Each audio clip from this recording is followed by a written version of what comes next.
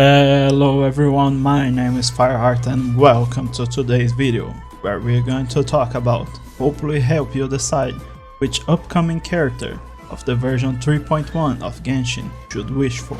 This video will contain timestamps in the description and on the video playbar if YouTube collaborates with me. So if you're interested in a certain character only, you can simply go to the chapter of your choosing.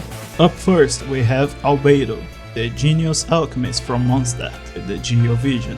Although Albedo may be a very cool character lore-wise, he's definitely on the lower end when it comes to power. His main damage comes from his elemental skill, which deals geo damage every time you hit an enemy with a 2-second interval. His elemental burst may be of some use since he gives you 125 elemental mastery for 10 seconds. Overall, I do not recommend Albedo, although if you have Ito in your team as a main DPS, Albedo's value increases since he is the best geo battery. Furthermore, having the Cinnabar Spindle sword in your arsenal will make Albedo much better. The Animal Archon, although no longer considered the best on his role of off-field support to group up enemies, is still very powerful. Kazuha might have dethroned Venti, but he is still one of the best units in the game.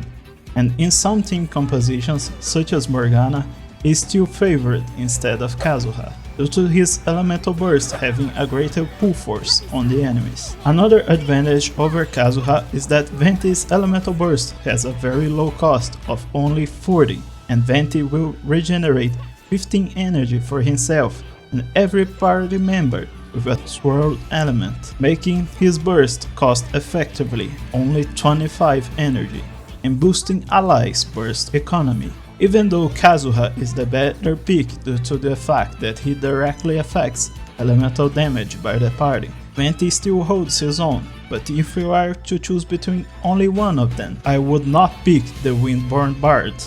The first ever male Electro 5-star, Cyno, comes to us on his first run, as soon as the update goes live. With the addition of Drendo to the game, Electro had a surge of power. And since Cyno will be added while having boosts to his elemental mastery built into his kit, you better believe that you'll need a Drendo support to draw out his power. However, at the moment we only have two options, Golei and Dendro Traveler, which isn't much of a selection, but future Dendro support characters are about to come soon. In particular, I have my eye on the Dendro Archon, as the Archon of each nation so far has been a support in some capability, but that means another 5-star to spend Primogems on.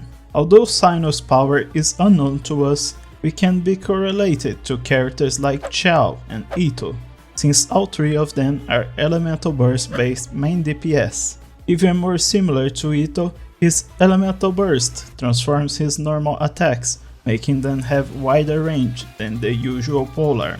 Since Cyno will be burst based, it may be wise to also have a battery for him, like Fisho or Raiden Shogun, or even Kujosara for a more damage amplification playstyle. I'm predicting here that Cyno will be at least an A tier character. However, the fact is that his only competition in the role of Electro main DPS is Kuchin and High Constellation Raiden. This may not seem too fierce of a competition, but Kuchin has finding higher success since the addition of Dendro. The Hydro Dancer of Sumeru will arrive in the second part of the update, and with quite a unique playstyle. With her elemental skill focus and elemental burst to complement her kit, at first glance you might want to compare her to Tartaglia or Ayato, but that's about it for the similarity. You see, Hoyoverse is pushing quite the restrictive playstyle for her, while Nilou is in your party and it is composed just Dendro and Hydro units, instead of simple Dendro cores being created by Bloom. Bloom will now produce bountiful cores, which deal more damage and are quicker to detonate. That being said, that doesn't mean you will only be allowed to play her with Dendro and Hydro units. The Vaporize reaction, for example, is one of the most powerful in the game still, so even if there is a push for certain composition, you are not necessarily obligated to use it. Hoyoverse has been pushing Dendro reactions with the Elemental Mastery substat. However, Hydro characters are notorious for lacking HP, so the order of substat requirements are not that clearly defined. But unless she is like Kokomi, and even though she may need crit rate and crit damage for her personal damage, Bloom reactions cannot crit, so a good amount of a secondary substat will be needed.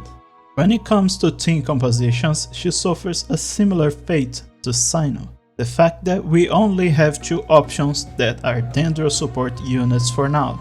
You do have good Hydro options like Kokomi, Shincho, Yelan, and even Ayato can be mixed in there. Overall, besides the fact that she might be restrictive to play in a certain way, she may also be hard to build. However, as long as her damage corresponds, and it's been a long time since Hoyoverse has made an underpowered 5-star unit, I think Nilou will be a fine addition to the game. Of course, we may have shiny new toys this update, but remember that 5-star characters can be expensive, so be sure to plan accordingly. And if you don't really want a character in this version of the game, you can save your Primogems. There are plenty of characters to come from Sumeru.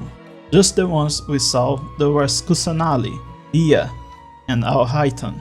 Not to mention Mika, the new arrival of Mondstadt that which we don't even know his rarity yet, but he seems like he is going to be playable sometime in the future.